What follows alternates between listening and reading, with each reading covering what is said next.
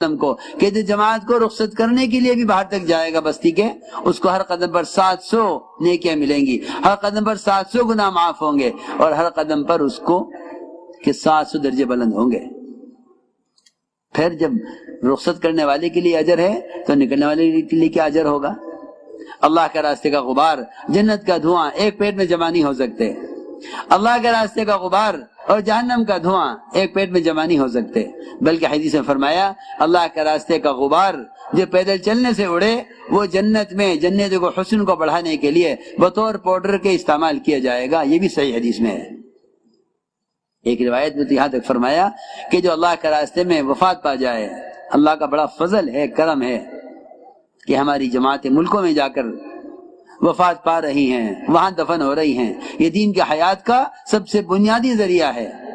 میں تو خوشخبری دیتا ہوں ان خاندانوں کو، میں تو خوشخبری دیتا ہوں اور سعادت مند سمجھتا ہوں ان خاندانوں کو جن کے خاندان کے لوگ ملکوں میں جا کر دفن ہو گئے ہیں، اور ان ملکوں کے لیے خوشخبری ہے جن ملک کے لوگ ہندوستان میں آ کر دفن ہو رہے ہیں۔ یہ صحابہ کرام کی اصل سنت تھی، آپ کی تمنا تھی، یا آپ صلی اللہ علیہ وسلم کی تمنا تھی کہ میرے صحابہ مدینے سے نکل کر ملکوں میں جا کر دفن ہوں، یہ آپ کی تمنا تھی۔ آپ مدینے مرنے والے سے خوش نہیں ہوتے تھے۔ مدینے کی فضیلت، مدینے کے انوارات، مدینے میں دجال کا داخل نہ ہونا، مدینے پر دین کا سمٹ جانا، سارے فضائل مدینے کے اپنی جگہ، لیکن آپ صلی اللہ علیہ وسلم مدینے مرنے والے کو اچھا نہیں سمجھتے تھے۔ وہ صحابی جو مدینے میں مر رہے تھے فرمایا کاش اس کی وفات مدینے سے باہر اللہ کے راستے میں ہوتی۔ جو صحابی مدینے میں مر رہے تھے وہ کاش کہہ رہے تھے اونٹ کی طرح مر رہا ہوں مدینے میں، کاش اللہ کے راستے میں ہوتا اور اللہ کے راستے میں کسی زخم سے روح نکلتی۔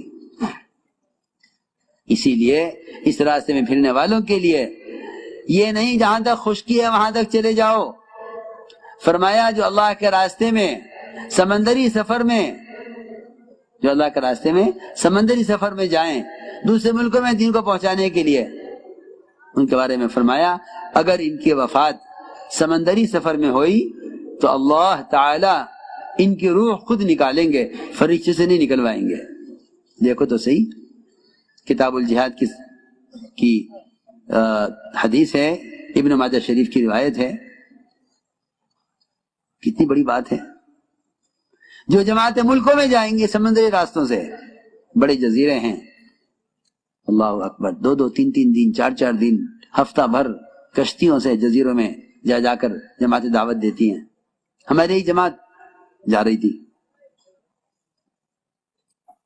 ایک کشتی میں سوار ہوئی، تعلیم ہو رہی تھی کشتی میں تعلیم ہو رہی تھی، منتخب احادیث میں سے روایت پڑھ کر سنائی، اور انہوں نے تعلیم کراتے حدیث بھی سنا دی کہ جو اللہ کے راستے میں سمندری سفر میں مرے اللہ اس کی روح فرشتوں سے نہیں نکلوائیں گے، حالانکہ سب کی روح فرشتہ نکالے گا، فرشتوں کی روح بھی فرشتہ نکالے گا، فرشتوں کی روح بھی فرشتہ ہی نکالے گا، لیکن اللہ کے راستے میں سمندری سفر مرنے والے کی روح اللہ خود نکالیں گے، یہ اللہ کے یہاں اس کا اعزاز ہے۔ تو وہ ایک نوجوان بیٹھا تھا تعلیم میں، کہنے لگا کہ یہ تو صحابہ کا درجہ ہوگا، ہمارے لیے کہاں ہو سکتا ہے؟ ہاں، تعلیم میں بیٹھا ہوا نوجوان کشتی میں، امیر صاحب یہ تو صحابہ کا درجہ ہوگا۔ امیر صاحب نے کہا نہیں، یہ صحابہ کے لیے نہیں ہے فضیلت، یہ قیامت تک والی امت کے سب کے لیے ہے۔ تو کہنے لگے کیا ہم جیسے بھی اس قابل ہیں کہ اللہ ہماری روح نکالے؟ ساتھیوں نے آگر سنایا کہ ابھی یہ کشتی اگلی جزیرے پر پہنچی نہیں تھی، یہ ساتھی تعلیم سے اٹھا، نماز پڑھی، نماز پڑھ کر لیٹا، خیر اللہ کیا، اور جب خیر اللہ کو اٹھایا تو اس کی روح نکل چکی تھی۔ سچی نیتوں والے یوں سبقت لے جاتے ہیں۔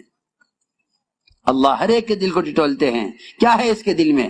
اس کے دل میں اللہ کے راستے میں قبولیت کا ارادہ ہے، یا اس کے دل میں اپنے گھروں میں رہ کر ملک و مال کمانے اور خواہشات کے پورا کرنے کا جذبہ ہے؟ اللہ ہدایت کا کام ان سے لیتے ہیں جنہیں اس راستے میں قبول کرتے ہیں۔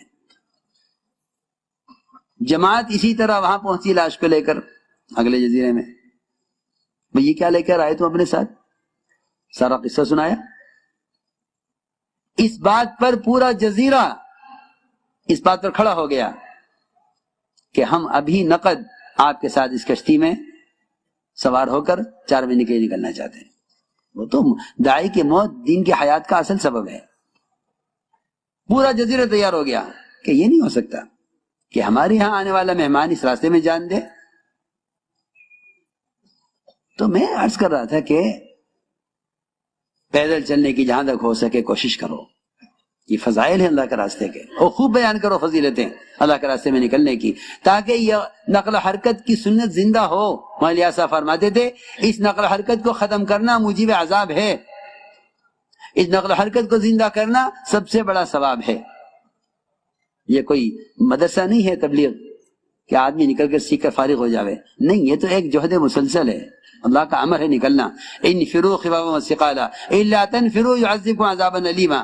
یہ نفر کو نصرت کے ساتھ جوڑا ہے. الا تنفروا الا تنصروه. معلوم ہوتا ہے کہ نفر ہی دین کی نصرت ہے، ورنہ آپ نے صحابہ سے عہد نہیں لیا تھا کہ میرے بعد تم نماز نہیں چھوڑو گے، زکوٰۃ نہیں چھوڑو گے، حج کرنا نہیں چھوڑو گے. آپ کو اس کا اندیشہ نہیں تھا کہ یہ فرائض کو چھوڑ دیں گے، اس کا اندیشہ تھا کہ یہ میرے بعد دعوت کو چھوڑ دیں گے. اس لیے آپ نے اس کا صحابہ سے عہد لیا، اور اللہ نے یہ صاف کہہ دیا صحابہ سے کہ اگر تم مدد نہیں کرو گے نبی کی تو ہم تمہیں ہٹا کر دوسروں کو لائیں گے جو نبی کی نصرت کریں گے اس کام پر. اس لیے میرے دوستو عزیزو، ہمیں اس کام کو انشاءاللہ کام بنا کر رہنا ہے. ہماری جماعتیں جہاں تک پیدل جگہیں پیدل چلیں، جہاں سواری کی ضرورت ہے سواری بھی استعمال کریں، سواری کا استعمال کرنا بھی سنت ہے. جہاں درمیان میں آبادیاں نہیں ہیں، لمبے فاصلے ہیں، وہاں سواری سے فاصلے کو طے کیا جاوے. سواری میں بھی ٹرین میں دعوت دیتے رہیں. آپ صلی اللہ علیہ وسلم کی سنت ہے کہ آپ سفر میں دعوت دیا کرتے تھے. سفر ہجرت خطرے کا سفر تھا، چھپ کر نکلے، آپ کے قتل کی کوششیں ہو رہی، لیکن آپ سفر ہجرت میں ڈاکو کے راستے کو آپ نے اختیار کیا ڈاکو کو دعوت دینے کے لیے.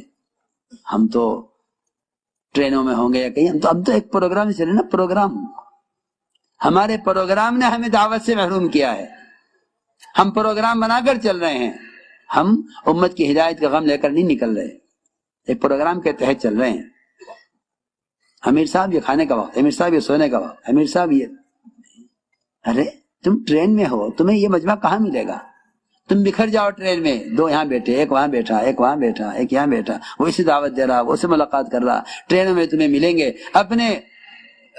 اپنے برادران وطن ملیں گے. ان کا اکرام کرو، انہیں قریب کرو، ان سے غلط فہمی کو دور کرو، انہیں بتاؤ اسلام امن کا مذہب ہے، دسترخوان کو وسیع کرو. تم ایسے بخیل بن کر نہ نکلو جماعت میں کہ اپنی جماعت کا کھانا، اپنی جماعت کی چائے، اپنی جماعت کے، یہ بخیلوں کی جماعت ہے، یہ صحابہ کی جماعت نہیں ہے. صحابہ کرام کے ہاتھ میں کوئی نرم ٹکڑا روٹی کا آتا ایسے وہ کھلاتے جو بیڑیوں میں جکڑا ہوا پڑا ہے، خبر نہیں فدیہ لے کر چھوڑیں گے، یہ اس کو قدر کریں گے. سب سے بہتر روٹی کا ٹکڑا اس کے سامنے پیش کرتے تھے. گھٹیا کھانا خود کھاتے تھے، عمدہ کھانا ان قیدیوں کو کھلاتے تھے جنہیں اسلام میں داخل کرنے، اسلام سمجھانے کے لیے اپنے ماحول میں رکھا ہوا ہے. اس لیے میں جو کچھ کہہ رہا ہوں سمجھ کر کہہ رہا ہوں. ہماری جماعتیں اللہ کے راستے میں نکل کر خوب اکرام کیا کریں. جماعت میں نکلو کھلا خرچ لے کر نکلو، جماعت میں نکلو تو امت کا اکرام کرنے کے ارادے سے نکلو. ہماری جماعتوں میں صرف اپنی ضروریات، اپنا ٹکٹ، اپنا ویزا، اپنے خرچہ، اپنے اخراجات اور اپنے کھانے پینے کا خرچ لے کر نکلتے ہیں. یہ میں سمجھتا ہوں تبلیغ میں خرچ کرنا نہیں ہے، یہ تو اپنی ذات پر خرچ کرنا ہے. فلاں ملک میں جماعت جا رہی ہے، 1 لاکھ کا خرچ ہے، 80,000 کا ٹکٹ ہے، 20,000 کھانے پینے کا خرچہ ہے. یہ تو اس کا ذاتی خرچ ہوا نا، جماعت کا خرچ تو نہ ہوا. جماعت کا خرچ تو نہیں ہوا. میری بات سمجھنی پڑے گی. ابھی تک ہماری جماعتوں کا حال یہ ہے کہ جماعت میں نکل کر اپنی ذات پر خرچ کرنے کو تبلیغ میں خرچ کرنا سمجھتے ہیں. نہیں، یہ تبلیغ کا خرچ نہیں ہے. تبلیغ کا خرچ وہ ہے جو تم نے جماعت میں نکل کر دوسروں کے اکرام پر خرچ کیا ہے، یہ تبلیغ کا خرچ ہے. تبلیغ کا خرچ یہ ہے، یہ نہیں ہے. یہ تو تمہارا ذاتی خرچ ہے. تم تجارت کے لیے جاتے تب بھی تو خرچ کرتے، بمبئی جاتے، ٹکٹ لیتے ٹرین کا، وہاں جا کر ہوٹل میں ٹھہرتے، خرچ کرتے، کھانا کھاتے، خرچ کرتے. تم اپنی ذات پر خرچ کرو تجارت میں نکل کر، اپنی ذات پر خرچ کرو جماعت میں نکل کر، دونوں برابر ہیں. تبلیغ کا خرچ وہ ہے جو اللہ کے راستے میں نکل کر دوسروں کے اکرام پہ